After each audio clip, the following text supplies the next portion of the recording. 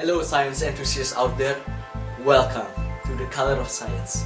I'm your host for today, Taksu Wijaya, and today's topic was taken from the Logics, who asked, can you please explain melting and boiling point in a molecular level?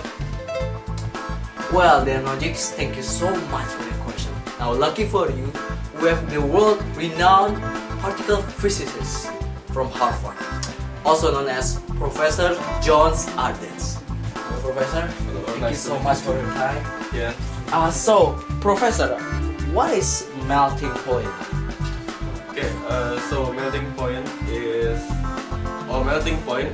the temperature where melting occurs. It is when a solid changes into liquid.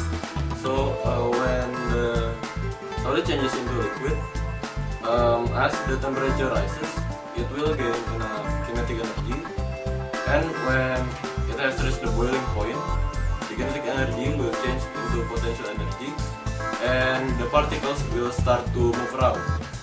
They move so fast, and they start to disperse, and the force is strong enough to make them disperse, to make them far away, so they can move more freely, but weak enough to maintain the intermolecular force. Yes, so that is a short explanation of melting point. Professor, what is boiling point? Boiling point is the temperature where boiling occurs. So it is a change of state from liquid to gas. So as the liquid gain enough heat, it will have more kinetic energy too. So they will start to move. They will start to move freely.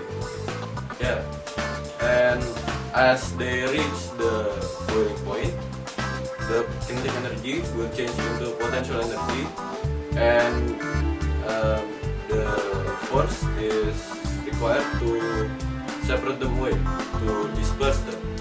So at this point, the particles will move very fast, and they will fly away. They will become gas. They will fly, and that is a short explanation of boiling.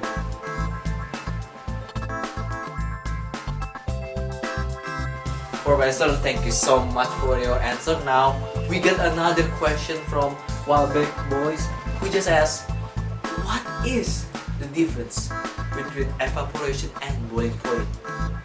Okay, so I'm going to talk about boiling point first. So in boiling, the fly of the particles happens at boiling point, while evaporation, the liquid evaporates away when they are liquid. So it happens at the temperature where liquid is liquid, and they have average speed for them to move.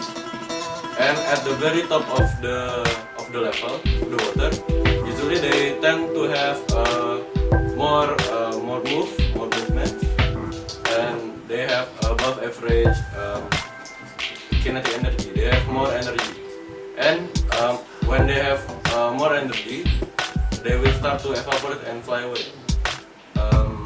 Yes, so that is an explanation of the difference between evaporation and melting and boiling solution.